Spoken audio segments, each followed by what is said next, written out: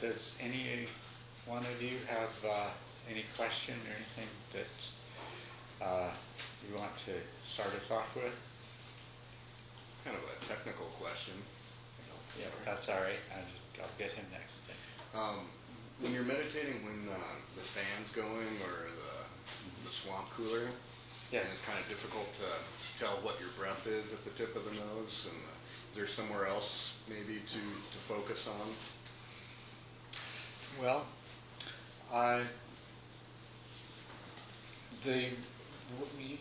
this is what you're finding, is that with the swamp coolers going, that you can't feel the breath as well? Okay. Well, what I would suggest that you do is, as much as possible, continue to try to be aware of the sensations of the breath. If they're gone entirely, both in and out breath, for long periods of time, then what you might do is shift your attention to the rise and fall of the abdomen.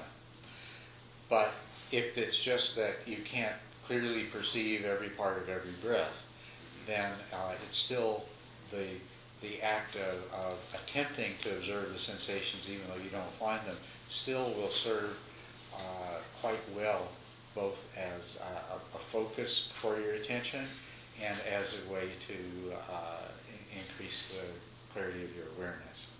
So as much as possible, keep looking for the breath. If you can't feel it at all for a long period of time, and so you have no anchor at all for your attention, then shift to the rise and fall of the abdomen. What most people find is that the longer they meditate on the sensations of the breath, the easier it is to detect them, and the clearer and more distinct they become, even when the breath is very shallow.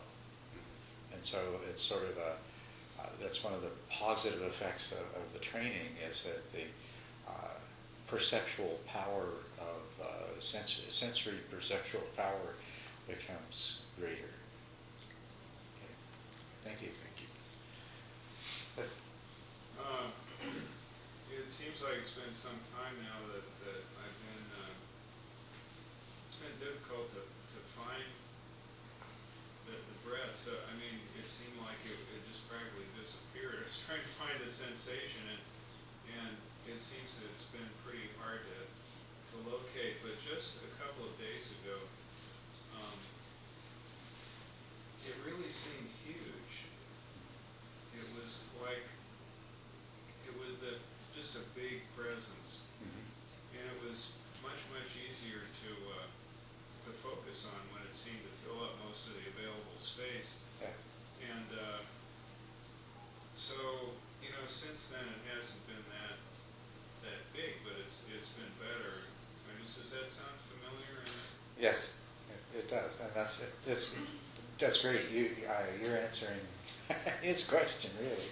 Yeah, that is what you find, is that it will become so much more evident than it was. Yeah. I like that.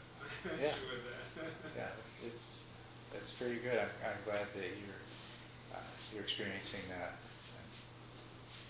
It can be quite remarkable.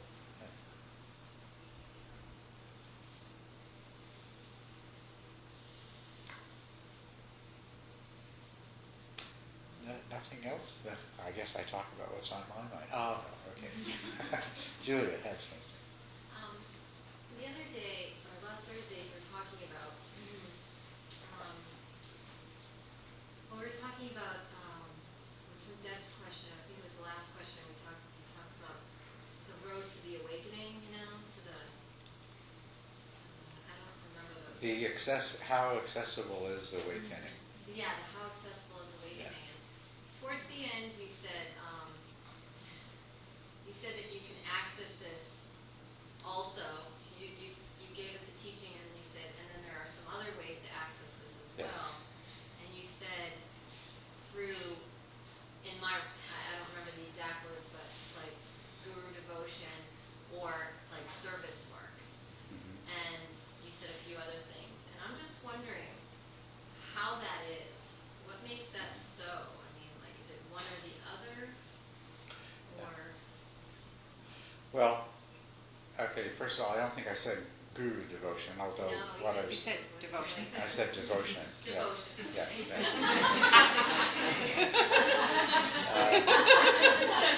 So can you repeat her question, sweetheart? Yes.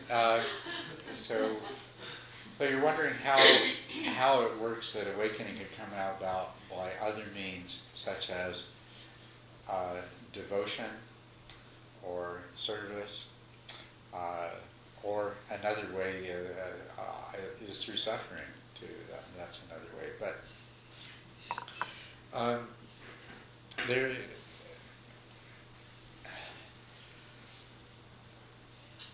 What happens in a really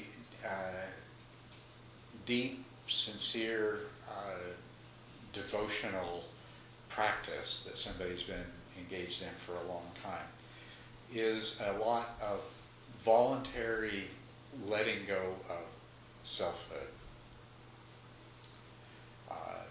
And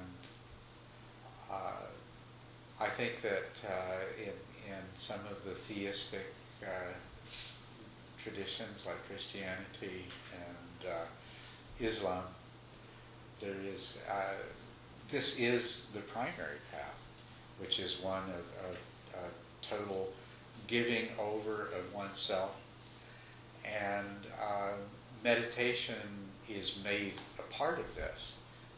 The meditations or contemplations in these traditions are periods of time where one just puts all of one's mental energy into the surrender to the divine and to the other. This has a very strong conditioning effect on the mind. I can't really tell you too much about how that works because it's not a path that I've ever followed. But at the same time, from the point of view of the path that I know, I can look at it and I can surmise the important ingredients that I think are probably the same. On the path that we're on, we need to develop very, very powerful equanimity. It's non-reactive reactivity to the pleasant and unpleasant experiences of life. It is the opposite of craving, so the more equanimity we develop, the less craving there is in us. And it's the craving that drives the mind's grasping and generation of the ordinary appearances that we cling to.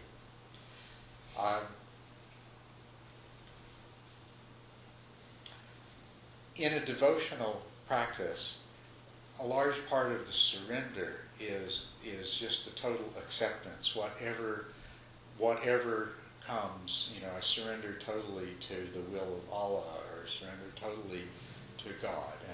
And so whatever happens, however painful it might be, however much grief it may inspire, I surrender to that as being the will of the divine. And you see how it's having a very similar effect to what we do in our practice with developing equanimity. And the other thing that in the path that we follow is we come to this place of recognizing the emptiness of self and the emptiness of the world of appearances that we attach to. And the same thing I think must take place when a person is in a sincere, deep devotional practice is the obvious surrender of self to that which is higher. And so that's going to ease enormously the attachment to self that is an obstacle for all of us. But it's also cultivating the attitude that everything of the world, this is just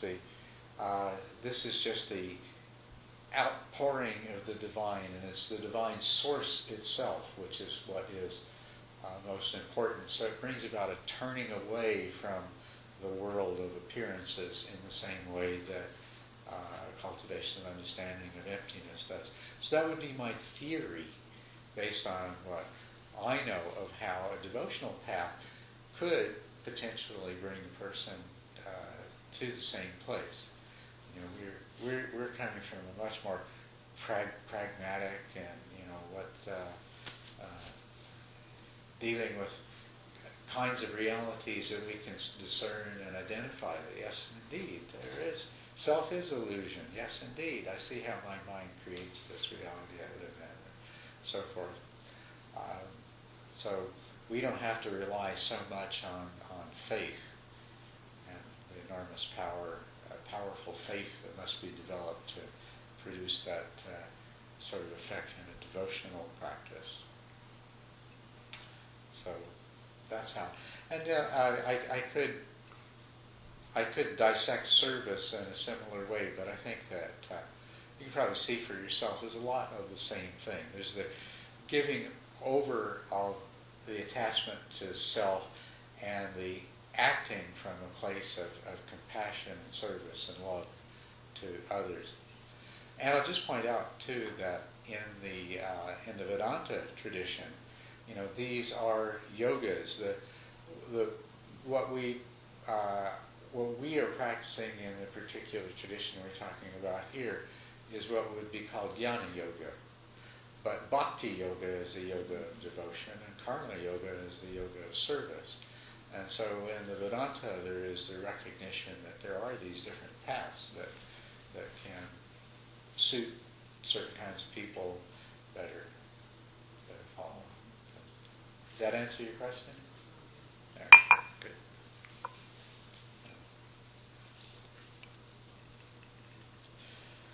Well, certainly in these paths that we just talked about, and in the path that we're trying to practice ourselves, there is the relationship we have to the things of the world that we bring with us into our practice when we decide to undertake this path.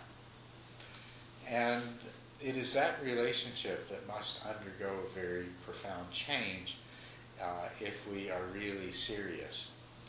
And I think this is something that I can talk to all of you about pretty freely, because I think everyone in this room is quite dedicated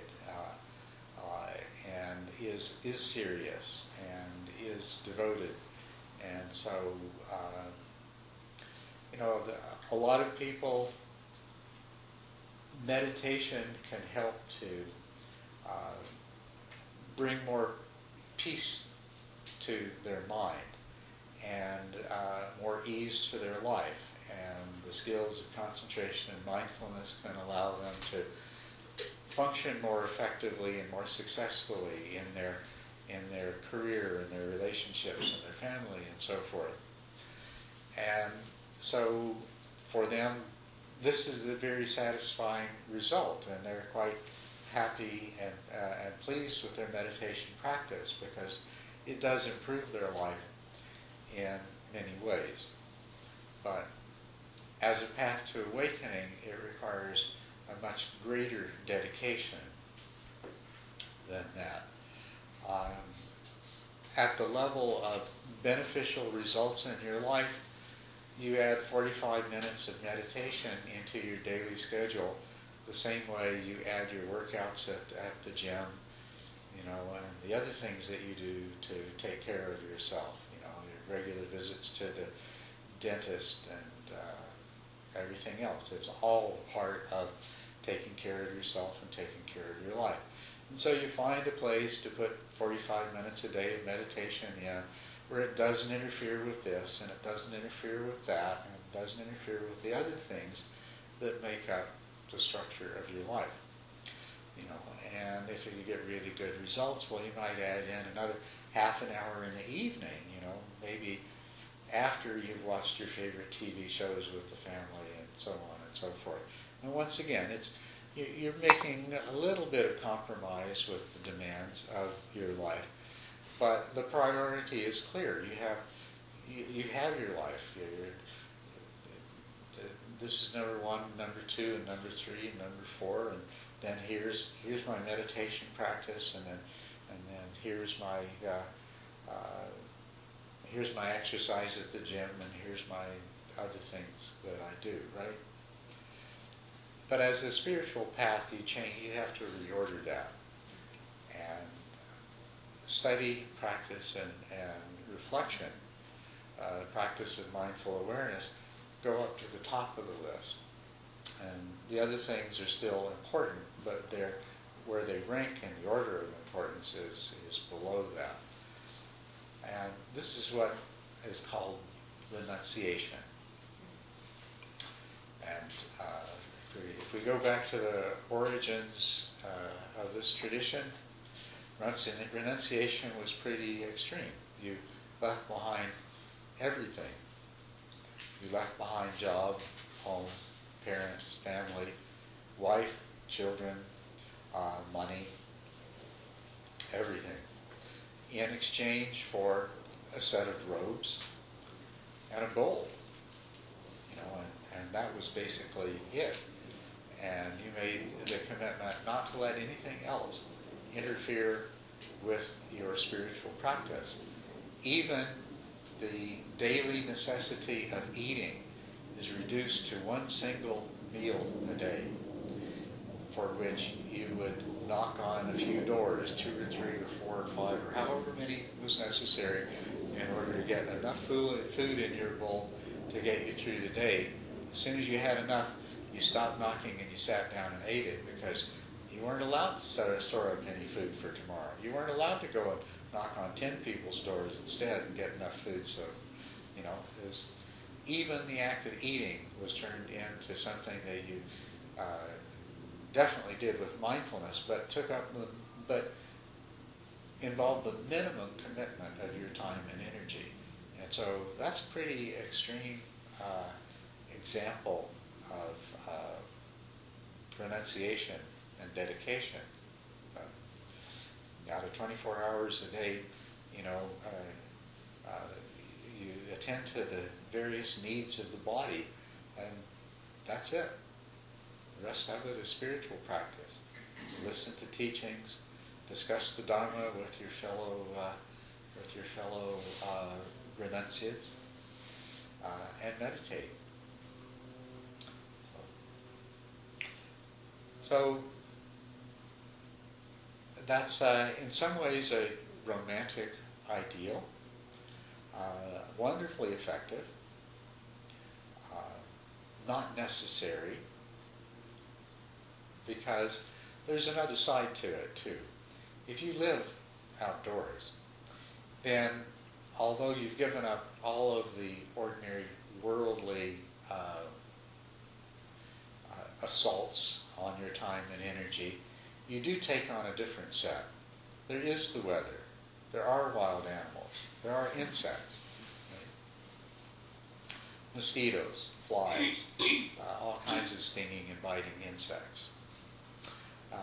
Can make it difficult to meditate and practice. So,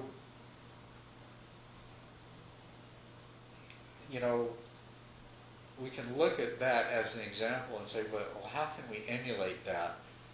And how can we how can we live a life that allows us to maximize our practice and be really serious about achieving a spiritual goal without going to the extreme? I think I did mention it last week, of sleeping under freeway overpasses and eating at soup kitchens, which would be the equivalent nowadays. And if you did that, you would find that it was fraught with all the same kind of problems. The bugs would still be there, not so many, because you're living in a city where there's a lot of control of things like that. But then there's the other people that would try to mug you for your bowl, or just in case you had something in your pocket, and the unfortunate people who would be better off in some sort of an institution because they suffer from schizophrenia, who want to sit down and tell you all about whatever it is that they tell you about and so forth. So it's not a good way to go. But as lay people, what can we do? Well, there's the monastic opportunity too. We renounce the world and I will go into the monastery. I don't know how many of you are familiar with modern Buddhist monastic situations. it's very interesting. I think probably most people become monks and nuns thinking they're going to have all of this time to practice and study. Instead, they put on their robes, they take their vows, and they're put to work. You're in charge of blah, blah, blah. And they work and they work and they work. And I've had monks and nuns that come to teachings that I do, and in conversation with them, they don't have time to meditate. They don't have time to study, or the time they do have is very little. Because monasteries have become big institutions that are part of institutional religion, and there's the monasteries that have to be named, and then there's the temples, and then there's all the ceremonies that have to be performed for the lay people. So they'll make their donations to support the monasteries, so that the monks and nuns don't have to work for a living. But they're too busy to practice and meditate because they've got to keep the whole system going. So what I want to talk to you about is what I think in the world as it exists today, the renunciation and becoming a dedicated lay practitioner and maximizing your opportunity to study and practice within that context. Because I think that's actually, in this day and time, the best way to go. I think it's far superior, more effective than becoming truly homeless or entering these highly structured monastic systems. To become a dedicated lay practitioner and to effectively renounce the world in the sense of reordering your priorities so that you can achieve awakening as soon as possible in your life. What that involves, of course, is looking at where all of your time goes. And now in the Buddha's day, a lot of the people that became bhikkhus and bhikkhunis left behind their spouses and children. I don't think that's a good idea. I know some of you have families, and it would be the last thing that you would consider doing is abandoning, saying to your wife, well, you look after the children, I'm off to... I don't see how that would be considered ethically or morally acceptable, certainly in today's world. So, some of you have families, some of you have jobs and careers, but the question is, what changes can you make in order to take your practice as seriously as you'd like to and develop it as fully as you would like to? And there's basically two things that I see. One is you eliminate a lot of things. You prioritize and you look at and say, this is what I'm going to keep and this is what has to go. These are the things that are not contributing. They're not leading me closer to nirvana. They're not enhancing my understanding. They're not helping me to help the world to become an abode of awakened beings. So scratch them off the list and make use of the time that frees up. And the other thing that is very important and very valuable, very effective, is that you direct all of your practice towards being continuously mindful, so that indeed, although you still may spend a certain number of hours each week at work, that you learn to make that a meditation. You learn to make that the kind of meditation that contributes to the insight that leads to awakening. The same thing with your family, your relationships, your spouse or your partner, your children, your parents, your siblings and your relationships with them. First of all, you may not need to spend as much time with all of those people as you have been, and there may be some sacrifices and there may be some period of adjustment, you know.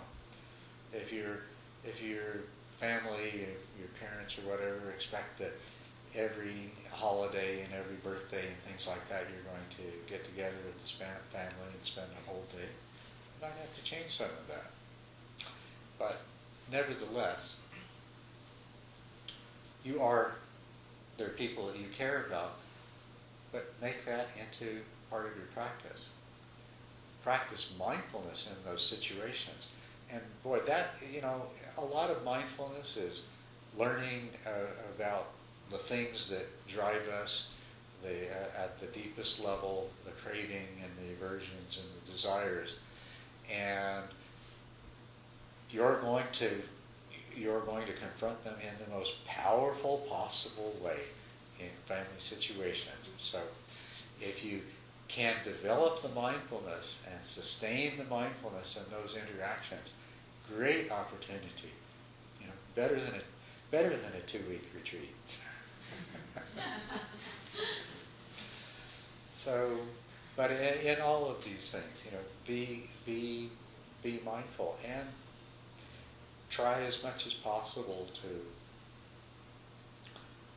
make every moment and every activity to be a part of your practice. But renunciation has to come from a really deep level, and maybe that's the place to start, because when it comes to giving things up, and renunciation is all about giving up things that you like, or things that you're attached to, or things that you feel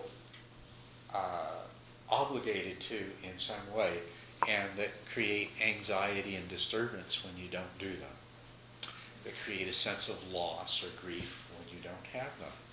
That's what the renunciation is about. It's about learning about those things and confronting those things so that you can let go of those things.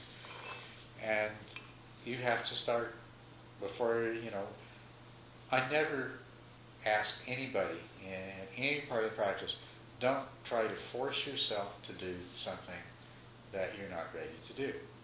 And in the meditation practice, I've told you before that I realize the reason a lot of people get stuck and don't have a lot of success in meditation, they try to force their mind to do something that it's not ready to do, instead of just doing the practice and bringing themselves to the place where they are ready. And it's the same thing if you want to make the kinds of changes in your life that are going to allow you to achieve the ultimate goal. You can't just say, well, I'm going to force myself to give up all of these things. You've got to start with saying, okay, this is one of the things that I'm attached to, and so is this. These are the things that I'm attached to. Let me explore and examine that attachment. Let me start applying my mindfulness there. Right away, you're practicing. So you start applying your mindfulness to the things that you're attached to. You come to the point of renunciation when you start having insight that, well, the pleasure that I get from this is impermanent. It's transient. It doesn't really give me the satisfaction that I think it's going to. As a matter of fact, when I reflect on it, most of the time, it's a bit disappointing. And when you see it as it really is, and that really is how most things are, that when you look at the time and the effort and the sacrifice that goes into them, and then you look at the quality of satisfaction you get back from them, and you see how temporary it is, how unpredictable it is, how easily it's lost, how often it turns into its opposite.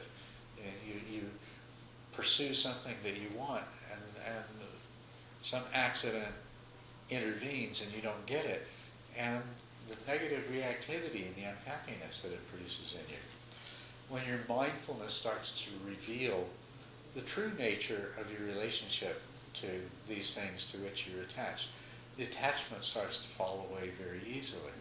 you just simply find that you don't really need that as much as you thought you did. And it becomes a lot easier to give up.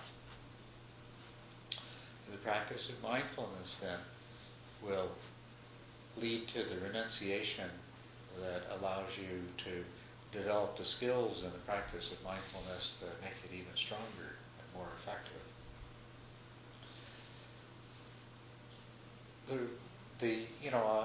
In a lot of our meditation practice, we're advised not to spend too much time thinking and analyzing, engaging in discursive thought. But in terms of looking at our life and understanding what's important and what's not, this is a really good place to make good use of analysis and discursive thought. To see what is consuming you, and what you are attached to, and what worth really is. Not an easy thing to do, but the question is, in terms of your employment and what it takes from you, and how much money you need. It's very important to examine these, and some of you I know have. And there is a very wonderful thing called I think it's called the Simplicity Movement, or Living Simply. Yeah, right? So this is what you want to do. You want to see, what do I really need? And how simply can I live? Short of moving in under a freeway overpass. What do I really need? How much of my life do I really need to give up to have things? And how much of my life's energy do I really want to give up to have things?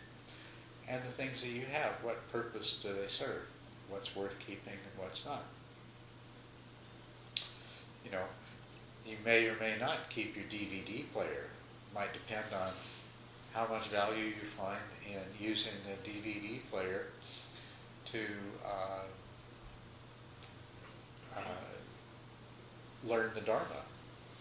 To see video recorded Dharma talks, or to watch things that are in one way or another inspiring and enlightening and things like that. But your life is full of all kinds of things that the actual need for, it's very worth examining them and deciding what you do need and what you don't need. It's not that there is an ideal and that eventually I'm going to be rid of all my material possessions. You might, and for some people that might be the right way to go. For others, it might not be. The question is, for you as an individual, how can you turn your life into an ongoing spiritual practice where you maximize the time that you have available to do sitting practice, and you likewise maximize the time that you have available to study Dharma in various forms. For some, it might be reading books. For others, it might be listening to recordings or going to Dharma talks. For somebody else, it might be associating with Dharma friends and discussing things that you have heard or read or so forth. But making the room in your life and making use of the time that you have for study. And the other thing is reflection, cultivating a habit of reflection to reinforce your practice of mindfulness. Because just like in meditation, it's hard to remember to be mindful. So, renunciation. We basically renounce things when we come to understand that they are incapable of providing us with the satisfaction that we thought they did.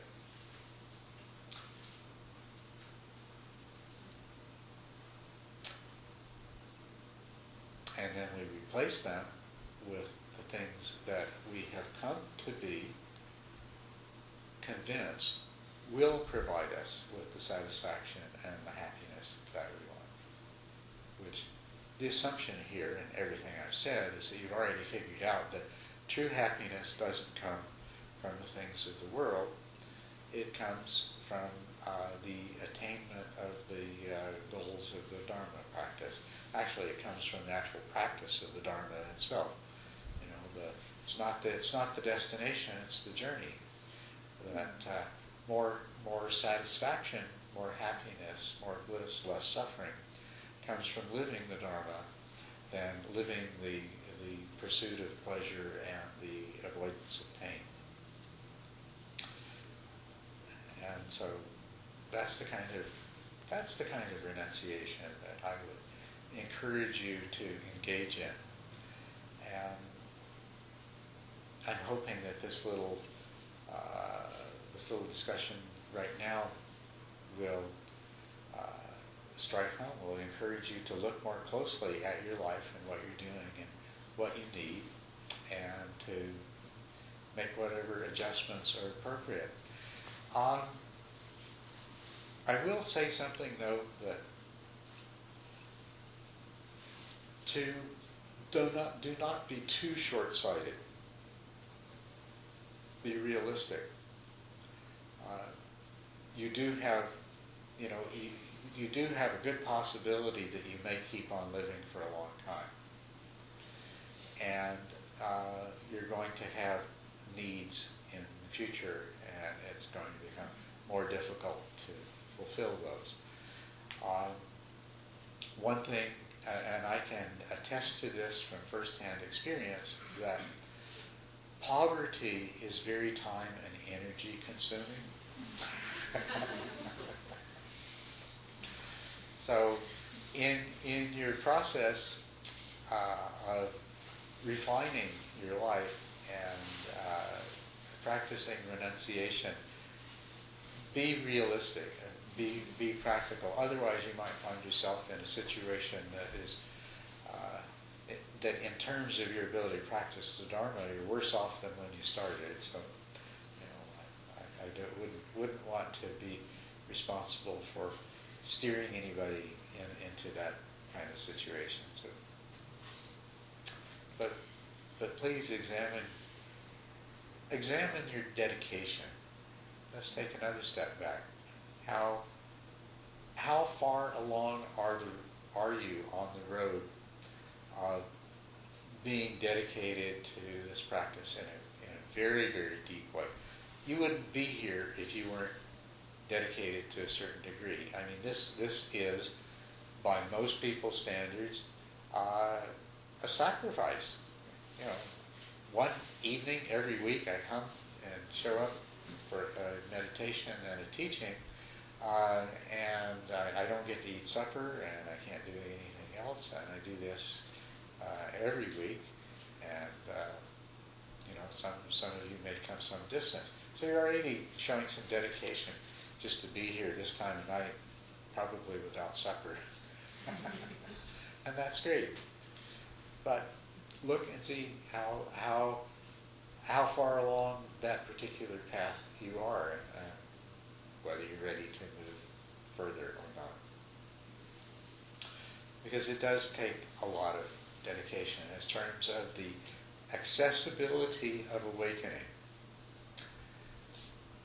It is very accessible and potentially accessible for almost everyone. But at the same time, I know that almost everyone isn't going to even come close, because they won't make the effort. But you are already, by being here, you're part of a much smaller slice of that whole who has that much more dedication. But to take advantage of the fact that awakening is truly accessible means that you're going to have to practice in a very diligent way, and it's going to have to be a primary focus in your life. So, what do you have to say about that?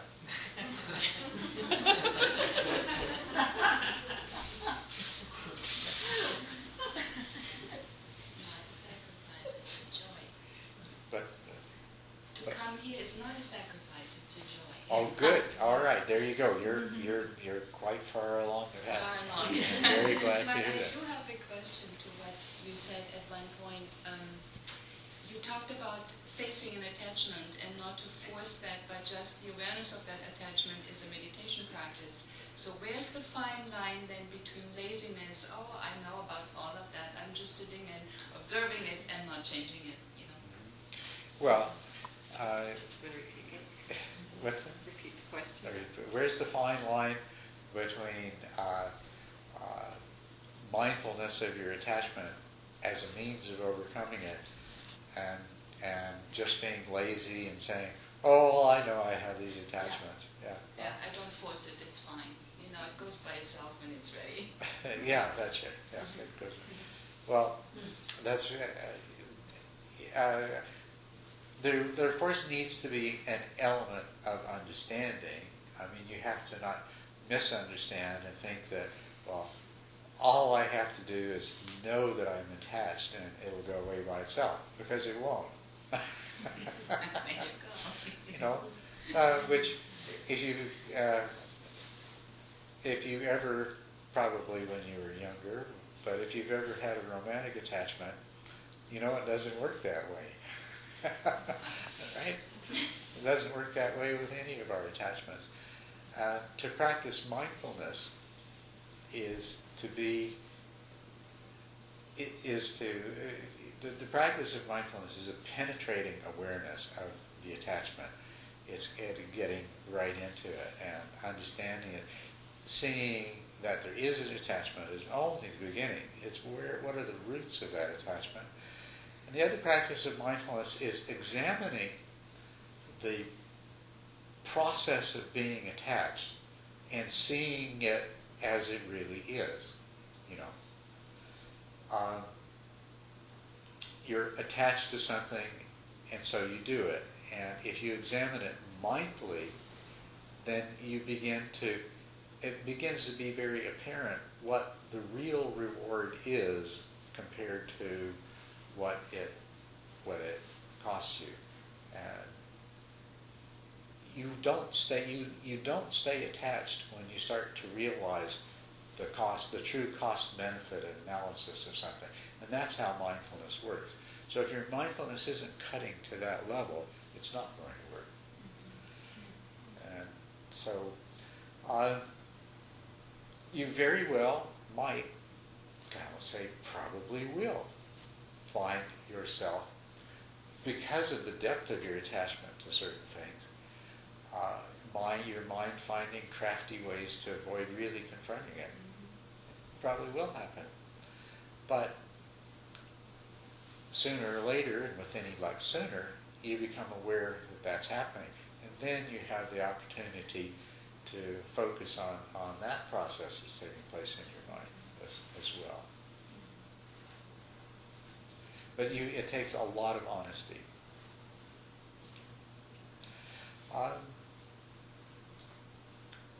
The direction you're moving it's easy enough to, what you want to do is you want to get to the place where you love practicing the Dharma and living the Dharma so much that it's all you're really interested in doing.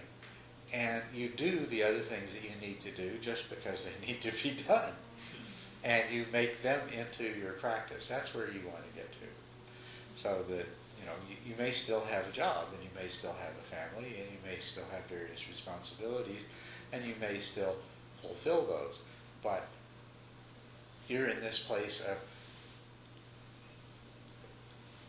of the Dharma, learning, understanding. The daily growth in insight that I have is so wonderful and so exciting that that's what I get out of bed for. And I do these other things because they need to be done. But I love the Dharma so much that I'm going to make everything that I have to do into a Dharma practice. That's where you want to get to.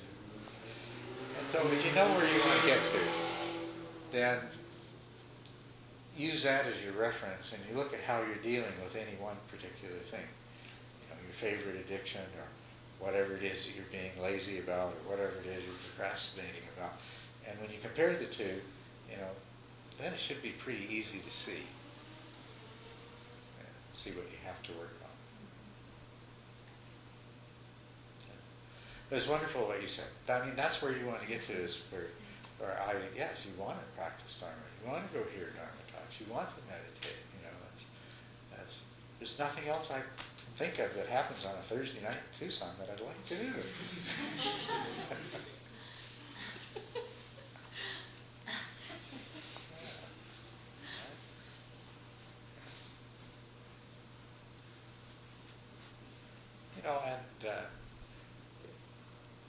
If you're a long way from there and you're thinking, well, oh boy, I don't know if I'd ever get to that place, don't worry about it. It's all right.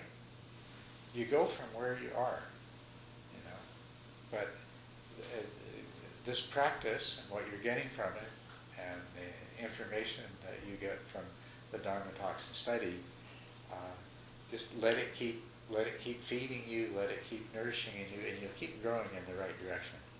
So don't judge or compare yourself. You're absolutely fine where you are. As long as you're moving in the right direction, you're absolutely fine where you are. As long as you're still moving. Yes. I think some of the, I don't know if you call them not precepts, but the rules of conduct for monks include things like not seeing plays or hearing music or all that sort of thing. Well, how detrimental is that? I mean, in my world it would be television and radio and CDs and whatever. And, I play the piano. I mean, how detrimental is that? I mean, it goes through my head when I'm meditating sometimes, but I suppose it's all stimulating. But I mean, if Bob and I want to watch a movie together, is it better if we go play Scrabble? I mean, is there a hierarchy of things that are better and worse? Well, Can you repeat that question? that's a long question. But in short, the question is that you began by pointing out that in the rules of monastic order, they're not to go to plays and entertainments and things like that.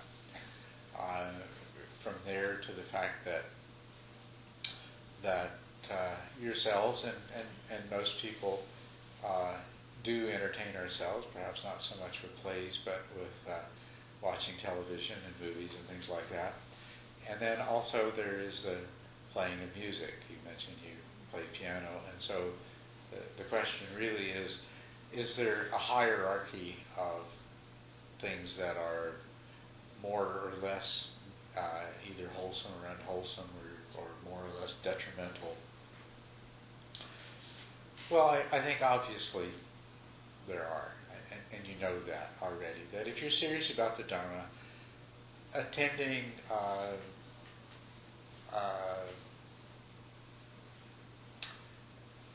boxing matches and dog fights.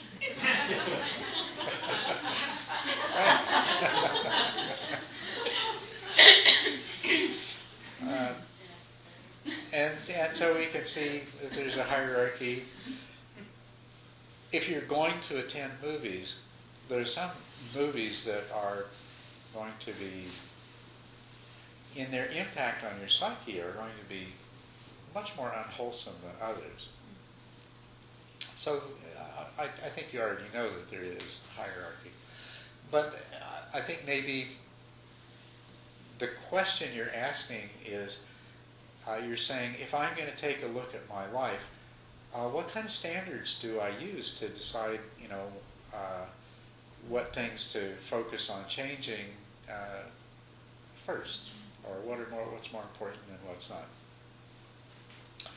So, why don't you approach it this way? That meditation practice takes time.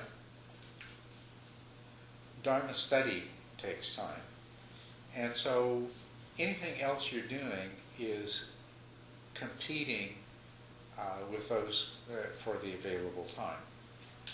So if you are accustomed to watching movies, watch wholesome, uplifting movies. Watch Dharma movies.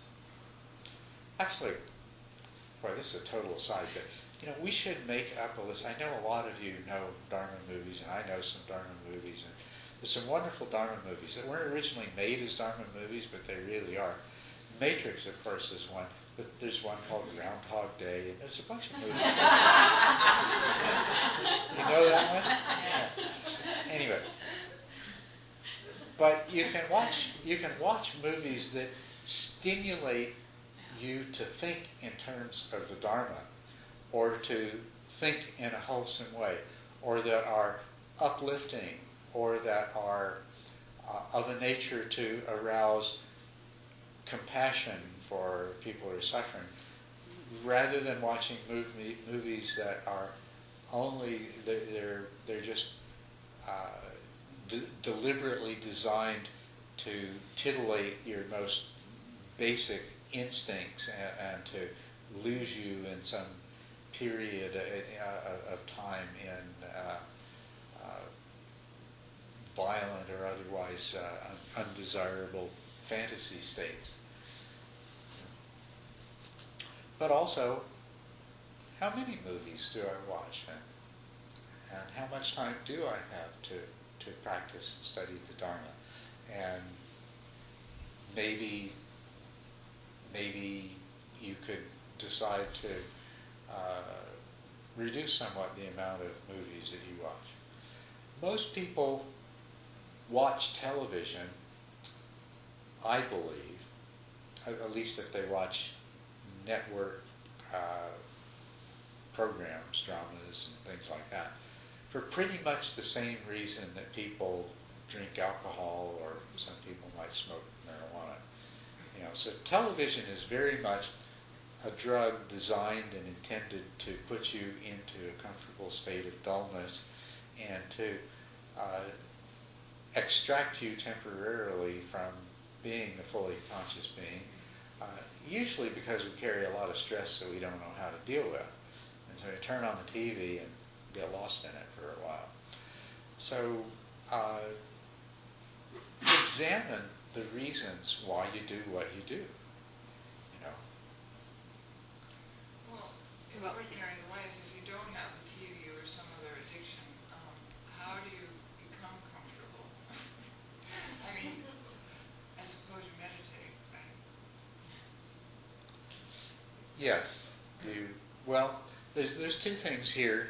Yes, if you meditate, as your meditation practice becomes more successful, what will help addict you to that is that you find that you handle the stresses and difficulties of life much more easily. And as soon as you begin to experience that, then it starts to become easier to make that kind of choice. But the other thing is, part of this whole thing that I'm recommending, that you make some changes in your life that make your life more conducive to practice, is going to be to examine the sources of stress in your life and see, do I really need those? This is a part of the whole. If there's something that's present in your life that's causing a lot of stress, there's a reason why you've got it in your life. It's because in some way or another you're attached to something, or in some way or another you have the belief that the stress that you are experiencing is preferable to whatever would happen if you weren't doing that. As a matter of fact, I hope this doesn't apply to anybody here, but very often people are in very stressful relationships, and it's hard to practice because they're in such a stressful relationship. And why are they in that relationship? Well, they're afraid of what happens if they let go of it. So, and that's just an example. It could be your job. Your job might be really, really stressful, and of course you need to make a living. But do you need to do that to make a living? Where's the fear that's keeping you from making some change? Where is the desire? Where is the attachment? So the other part of what I'm suggesting is that you look at the sources of stress in your life, because stress gets in the way of the spiritual life. Part of the motivation for giving up the world and taking up robes was to eliminate the stress. And this is described in some of the sutras, but it was one of the kings asked the Buddha, so what's this all about? What's the advantage of taking up the homeless life? And the Buddha gave him a long, detailed explanation that went right through to the complete end of suffering that comes with awakening. But he started off with giving him, some examples of, the king's own situation and the situation of members of the court, somebody in the society who was a slave and so forth, and said, see how much better they'd be off if they gave up robes. And he said, yeah, I see that. So, the whole idea of this was also to eliminate a lot of the stress that's in life. So that's one way to look at this whole thing that I'm talking to you about. I put it in terms of time and energy, but stress consumes time and energy. So another way you could look at it is, how could I take a lot of the stress out of my life? How could I simplify my life in terms of stress? And of course, not all stress is bad. And we're not looking to turn into, pet cats, where where the biggest problem of the day is deciding which rocking chair to sleep on. And we deliberately undertake some tasks that require energy and stress and effort. But we want to be very discerning, and we want to look at why are we doing this, and is it really worthwhile? Maybe doing some stressful things that are of great benefit to others, in which case you may look at them and say, okay, well, I'll keep doing that. Can I come to you, Pam, right after Larry asked his question, because he was trying earlier. Sorry about that.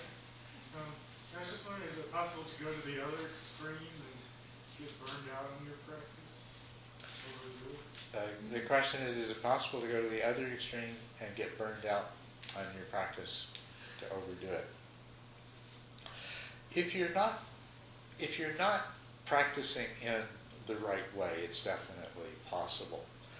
I like to say that diligence is required, whereas some people would say that effort is required. And the problem is, some people can be very driving and compulsive, and they can make meditation practice, instead of being an interlude of peace and letting go in their day, it can be a period when they are driving themselves and forcing themselves just as hard as if they were working on some huge project that all kinds of things depended on.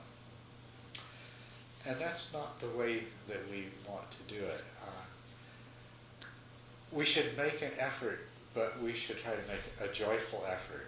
And if we make a joyful effort, and if we recognize that we may have, and some people much more than others, that we may have developed certain patterns and attitudes that, if we bring them into our practice, are going to make our practice become difficult, then we can definitely overdo it, and we can definitely get burned out. But if you keep your practice joyful, if you I don't think I can ever stress too much the importance of the attitude that if you do the right things, and if you do them persistently, the results will come, and that there is no self that can make things happen in a particular way. Do you ever recommend breaks from practice? Breaks from practice, changes in the kind of practice. For example, mindfulness practice can become very tiring. I mean, eventually a person will come to the point where there's a natural level of mindfulness that they exhibit effortlessly. But the practice of being truly mindful is tiring. It takes effort. And so don't try to do a tiring practice all the time. Do mindfulness practice and then combine that with samatha practice, tranquility that produces joy and peace and equanimity. And that's not really taking time away from doing the spiritual work. It's doing a different kind of spiritual work, because the samatha develops the tranquility and equanimity that you absolutely have to awaken. There are 7 factors of enlightenment, and investigation and energy are 2 of them, and they are really what constitute the practice, when we say the practice of mindfulness. But the others are equally important, and they are, mindfulness is one. Mindfulness in itself is actually enjoyable. The diligent practice of mindfulness can be tiring. But in addition to that, there's concentration, there's joy, there's tranquility, and there's equanimity. And these are all pleasant and satisfying, and they are necessary for enlightenment. And so spend an appropriate amount of time cultivating them, as well as pursuing insight. And this is a way to keep your practice in balance. Another very important practice is loving kindness, the cultivation of compassion. Actually, I should say, let's not limit it to loving kindness and compassion. There are those are 2 parts of a practice that's called the 4 divine abidings, or the Brahma Viharas, which are loving kindness, compassion, sympathetic joy, and equanimity. And so part of a proper spiritual practice will include the practice of loving kindness, practice of compassion. Sympathetic joy is taking satisfaction in the happiness and the success of others. And then, of course, there's equanimity. So a balanced practice will not lead you to burnout. If you start feeling that your practice is having that effect, then you should examine it carefully, talk to a teacher, because it's an absolute sure sign that your practice is out of balance. Pam? Well, as I've been sitting here listening to you talk about arriving balance in your life and setting priorities and so on, it really struck me that what you're really talking about, looked at in a slightly different way, is creating a canvas or a tapestry of your life. When you Creating think what kind of tapestry or a canvas of, creating of a your tapestry. life, Yes. because all the elements are there. When we identify something as beautiful, it is most always in balance. It has a focal point. There is even some tension in it that creates interest and dynamism between elements. Mm-hmm. There's color, there's sound, or whatever. I think most people don't think of themselves as artists, but as I hear you talk about this contemplative life, I see you talking about all the elements, about making a beautiful tapestry. So I think in that way we are all artists. We are all striving to be artists. We are all engaging in an artistic process. You're absolutely right. I'm going to make no attempt to repeat that, but you're absolutely right. You know, a life. I mean, your life is a work of art, and that's how you should think of it. Yes, it is. It is the most creative thing that you are ever going to do. It's how you live your life, and yes, all these different elements and weave them together properly. I think, you know, I speak of the Dharma, but the Dharma is shorthand for overcoming your suffering and the suffering of others. It includes implicitly and explicitly love and compassion, joy and happiness. It means engaging. You know, it means engaging in the creative aspect of life. And so, really what I've been suggesting tonight is you clean up your palate so that you can really get to work here on this creative activity. And that reminds me to go back to what Peggy was talking about earlier. Playing music can be a wonderful meditation. It can be a wonderful thing to do for other people's benefit. But music itself is a meditation. It is a spiritual practice. And if you have that skill, and if you have some talent, then absolutely make that a part of your practice. So playing the piano shouldn't be something that you say, well, is this taking away from the time that I could be doing walking meditation? It's like, make sure that I'll do an appropriate amount of piano playing meditation in my life.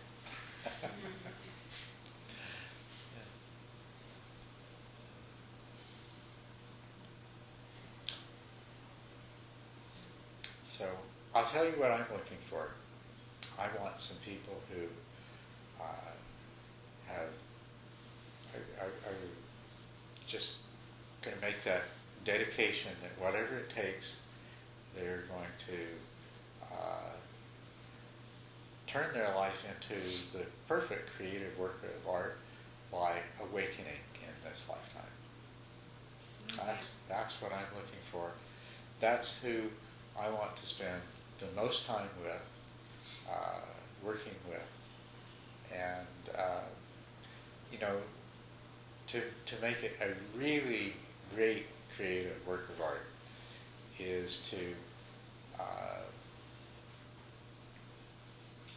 not only achieve your own awakening, but understand how that came about so that you can do your best to both inspire and guide other people to do the same thing. So the world needs it. The human race needs to become awakened. Our biological evolution has brought us as far as it can, and we've been so successful biologically that we're just about to destroy ourselves and do great harm to this beautiful planet that we live on in the process of destroying ourselves. So it's time for the next thrust of spiritual evolution to take place. We were born into this world with a predisposition to craving and acting out of craving. And it made us successful, but now it's going to destroy us. So we need to overcome craving. And not only that, we need to reap the reward of happiness and freedom from suffering. I have no question at all that human beings have the capability to solve all the problems that we confront. It's just that we have to stop coming from a place of selfish greed and hatred and ignorance. And so, and it doesn't mean that everybody in the world has to become a Buddha. They don't. We just need enough Buddhas sprinkled around everywhere to influence things enough so that the standards change, the values change, and we make solving our problems, we make coming from a place of love and compassion be what moves and inspires us, not greed and hatred. Boy, I've talked past the usual time here. But anyway, I look at what's happening in this country right now, and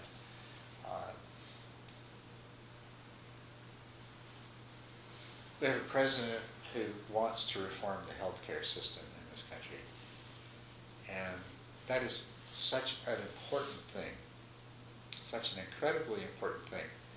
But I see all of the selfishness and the ignorance. The ignorance is really incredible.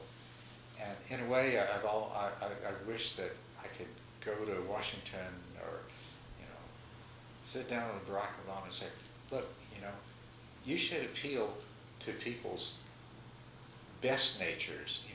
Stop talking about how if we don't solve the healthcare problem, it's going to be an economic disaster. That's appealing to the wrong side. That's what everybody's been doing all along. What we've got to do is see everyone as having the same needs and suffering in the same way we do. This country needs to come to a place where they say, it doesn't matter how much it costs. I mean, after all, in every war we've ever gotten into, it's never mattered how much it costs. I mean, if it doesn't matter how much it costs to kill people, why should it matter how much it costs to help people be healthy and live? And I would love to be in a society where that's the value, where all we would debate is the hows and the best ways and so forth. But we wouldn't get stuck on a question of, well, it's going to cost too much money to allow everybody to receive medical care. What an absurd idea. But that has to come from a place of love and compassion. And you know what? It's not going to cost any more money. As a matter of fact, I think, look at all those people that are doing all this arguing about it. They've graduated from Harvard and Yale, and they're lawyers, and they're all kinds of professional people. They're very, very intelligent. If they weren't locked into this terribly unwholesome way of thinking, and they put that same mental energy and their same intellectual capabilities into solving the problem, if the problem is to deliver everybody the best possible health care at the lowest, at a price that we can all afford. I know they could solve the problem. I know they could. They could solve it easily. The only thing standing in the way is locked into these old ways of thinking, And some of the ignorance, the government death panels, right? I know, you probably already know, this country is filled with people whose lives are being determined on the basis of death panels that consist of accountants and businessmen, because if you get a form of cancer that doesn't respond well to a standard form of treatment, and there's an alternative treatment available, the insurance company is going to put your case in front of an accountant, and whether you live or die is going to be decided by accountants. And so the things that people worry about, this obsession with greed and money and things like that, it has to change. I don't know if it will. I don't know if I'll see it in my lifetime, but I'd love to see all of you get on board. I mean, this is the reason for renunciation.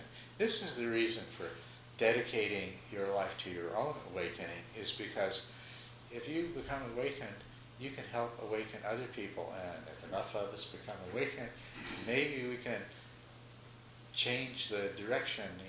It's like we're all in the same boat, this canoe, right? Sitting right here. over there about where the fan is a waterfall with a 1,000-foot drop, and the stream is moving very quickly. We've got to steer it away. We can't, we've got to change directions, and that's the way that I see to do it. And it's not even asking you to go to a place of personal self-sacrifice. I'm just saying, awaken so that you can be free of suffering, so that you can be happy in a way that is not subject to the changes of the world, so that you can be motivated by compassion instead of desire and aversion, and everything else can flow out of that.